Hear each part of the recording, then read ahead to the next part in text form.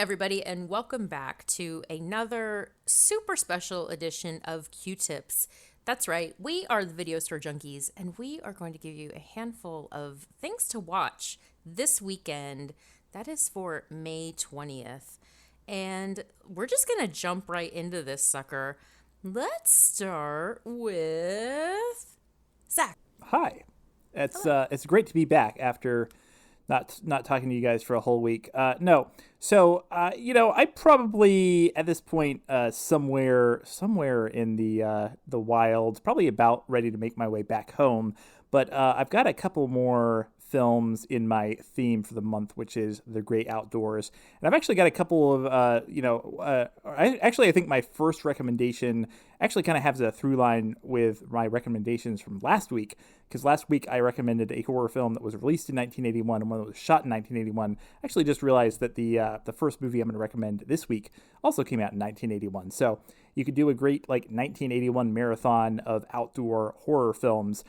So this week I am recommending Just Before Dawn, which is yet another film about a bunch of kids that go camping in the Pacific Northwest. And, well, let's just say that they find themselves in the wrong place at the wrong time, and they start getting picked off one by one by some sort of mysterious psychopathic killer. So it's pretty much like, I think, 2 or 3 other movies that I've recommended so far this month. But this one's really well done. It's got a flair to it. I don't know. It's just there's something about it that I really liked. It's kind of cheesy, but it's also it's a decently put together film, let's say. So this one kind of notably, you've probably seen some of the people in this movie and other things. Most notably, Greg Henry, who, if you don't recognize his name, just go look him up. That's Greg with 2 G's. You'll definitely recognize his face. But this one also very notably features George Kennedy. Which, at the time he was kind of a big star, he was kind of the name in the movie. I think he actually gets top billing. But so the movie is Just Before Dawn. And I will also say, no spoilers, but this features maybe the greatest final girl moment in the history of horror. And I'm not being hyperbolic. If you've seen the movie, you know exactly what I'm talking about. And if you haven't seen the movie, then, well, let's just say it's worth watching just for the last 5 minutes. So, Oh, man. the final, Just Before Dawn is currently playing on Shudder and Flix Fling. And speaking of flings, I'm gonna fling this over to Paul for his first pick. Why, thank you. That one's been on my list for a long time, so I will definitely watch it. Yeah, it's fun.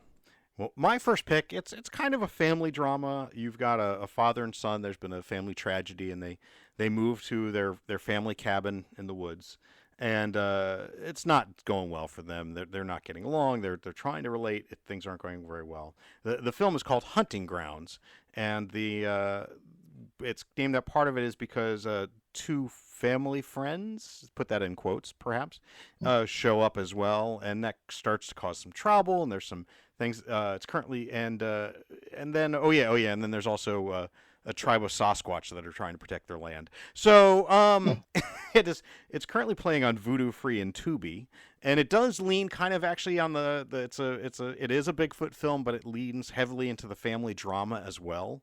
Not the fanciest Bigfoot suit, not the highest budget, but it's well worth watching. Like I said, it adds a bit more drama and family drama, as it were, to this Bigfoot tale. And speaking of Bigfoot, a guy I know who is a fan of the big man himself is Bill Mulligan. Indeed, I am. No big feat in my movies this time, but my theme is problematic. Yep, problematic. And my first film is maybe my favorite comedy of all time, Love and Death by Woody Allen, 1975, the funniest movie he ever made. And it's hard to believe, but there was a time when Woody Allen was actually well loved, and partly because he made funny movies. And that ended pretty soon after Love and Death, I think. I can't remember the last. Stardust Memories was maybe the last one where he tried to be funny. And like a lot of comedians decide, no, I have to say important things, and just no, you were funny. Love and Death is brilliant. It's a satire of Russian literature. And love him or hate him, and there's lots of reasons for both. The man did like write intelligent stuff. I mean, can you imagine getting a movie greenlit today? It's like it's a satire of Russian literature. It's like they kick you right out the building. It's just so damn funny. It's maybe the most quotable comedy movie ever. I could recite bits from this thing. Just trust me, it is funny. You got to overlook the fact that Woody Allen may or may not be a monster. There's evidence on both sides, but I kind of gave up on the whole looking for purity in Hollywood, because the more you find out about some of the people there would be no movies you could watch, because almost every film has at least one or two people who, in the fullness of time, we've discovered were loathsome. So, but if you can't do that, sorry, you're missing out on some good stuff. Love and Death. It is on Tubi. And I will throw this to, I've forgotten already who it did, Zach? It's me. Yeah. By which I mean Renee. That's right. Someone that you love to death. No, I'm just kidding. Yeah. Anyway, so my recommendation is a movie. Boy, how do I describe this? Sometimes there's complications at birth, and I do believe the term Siamese twins is no longer is no longer PC. Now it's conjoined twins. So try disregard that in the movie synopsis.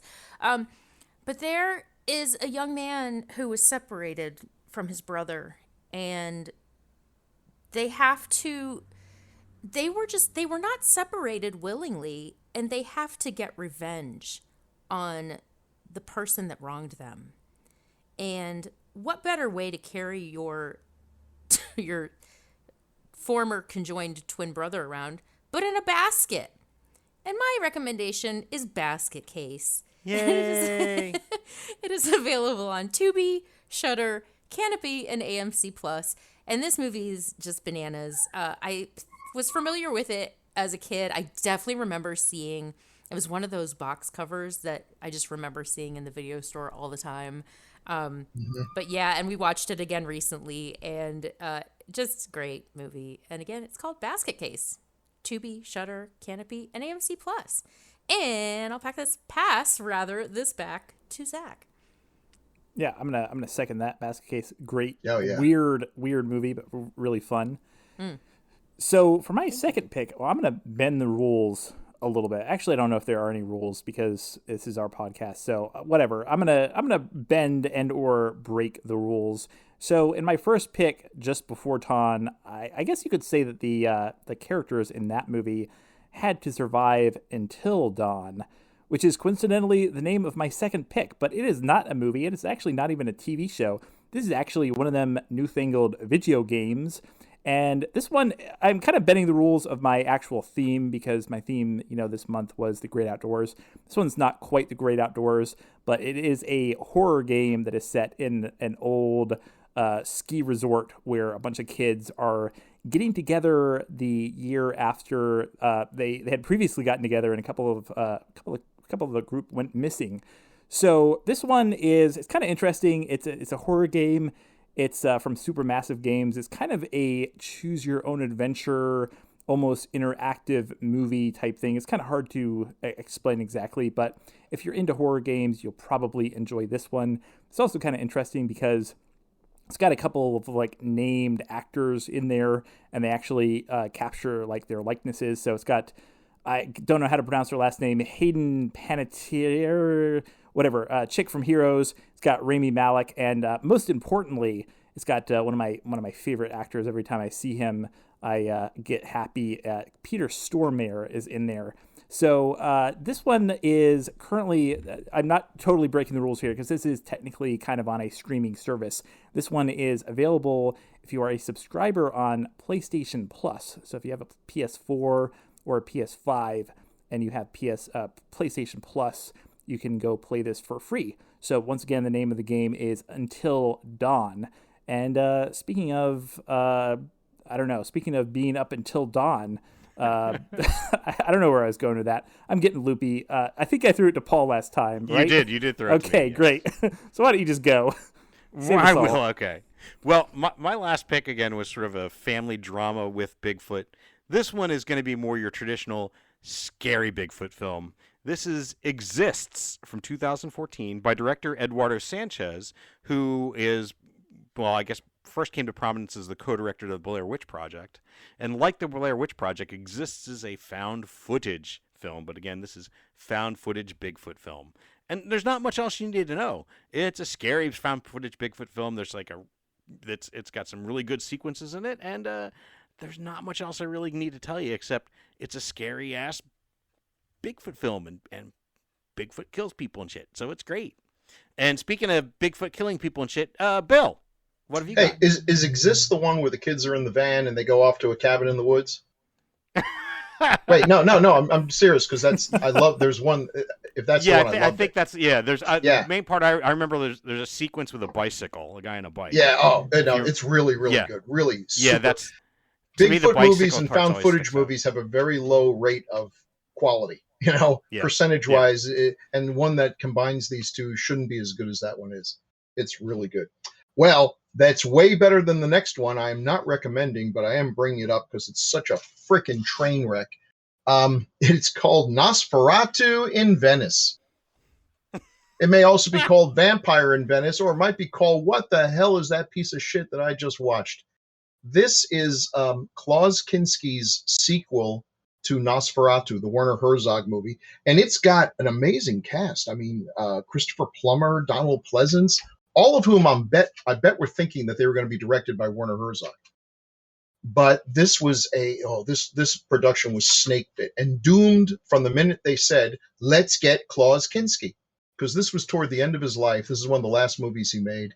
And he was insane. I mean, he was never sane, but he was becoming increasingly insane. And he needed someone like Herzog to kind of rein him in, someone who could conceivably have him executed, and considered it on more than one occasion. But no, he was allowed to just run rampage over this film, ignoring the directors, sexually assaulting the actresses. I'm not exaggerating. He should have gone to jail for this and many other things. The man was an absolute monster. I tried to watch this thing because, the train wrecks are interesting. I mean, people say, oh, it was like a train wreck, but that's actually a compliment because who doesn't love a good train wreck? If I told you there was going to be a train wreck at a certain time, you'd be out there with a lawn chair. Don't deny it. But this isn't entertaining at all. It's just a messed up movie where they shot what they could. They ran out of money. Their leading man just made life impossible. And by the time it was over, they just assembled what they had and released it as it is. It's a complete mess. It's a real shame. No, so don't go see this. Go watch Nosferatu, either the original, which is still great after 100 freaking years, or the Werner Herzog remake, which is different but excellent. And Klaus Kinski, rest in hell. And I throw this to, I've already forgotten, Renee? Renee. Yay, Renee. It's Speaking, me. you're supposed to say, speaking of resting in hell, I'll throw this to Oh, Renee. there you go. Yeah. Oh, God. No, I would never compare the two. Oh my goodness. So, a few weeks ago, or a couple weeks ago rather, I guess I was on a little bit of kick because Fritz Kirsch, who directed both Children of the Corn and Tough Turf. And so I was like, shoot, you know what? I know this guy, Frank Henenlotter, has directed other stuff. Let's just see what it is. And I was looking some stuff up, and I thought to myself, want a date? Hey! This movie is called Frankenhooker. And, oh, bless you, Paul. Because otherwise, I don't know that I would have come across this movie. So it's a medical student who lost his fiance in a tragic accident. And, much like Frankenstein, he tries to put her back together. Unfortunately, all he has is her head. So he has to find some parts from women. And, he found some ladies in the red light district, as it were. And, Frankenhooker. So, because I guess, maybe they'll rename it to like Franken sex worker at some point. I don't know. But anyway, very cute, fun movie. I found it highly entertaining. And it is available on Tubi, Plex, Shudder, Vudu, and AMC Plus. And I do believe that is it. Does anybody have a song to take us out with? Unless no one else does, I do. Hey, Oh God. Well, so my first film was Hunting Grounds, where they go hunting, so I figured I'd do the hunting song by Tom Lehrer. Here we go. I always will remember 'twas a year ago November. I went out to hunt some deer on a morning bright and clear. I went and shot the maximum the game laws would allow. 2 game wardens, 7 hunters, and a cow. I was in no mood to trifle. I took down my... And as always, here's a quick review of all of the movies that we recommended for the weekend of May 20th, 2022. Bill suggested Love and Death, which is currently playing on Tubi and Max Go, and Nosferatu in Venice, aka Vampire in Venice, which you should not watch, but if you really want to, it's on Tubi, Shudder, and Roku. Paul recommended Hunting Grounds, which is available on Vudu and Tubi, and Exists, which is available on Tubi and Plex. And Renee suggested Basket Case, which is currently playing on Tubi, Shudder, Canopy, and AMC Plus, and Frankenhooker, currently available on Tubi, Plex, Shudder, Vudu, and AMC Plus. And I recommended Just Before Dawn, which is currently available on Shudder and FlixFling, and Until Dawn, which is not a movie or a TV show. It's a video game, and you can play it for free if you have a PlayStation Plus subscription. This podcast is not brought to you by PlayStation Plus, but Sony, if you're listening, we would be happy to have you as a sponsor. Call me.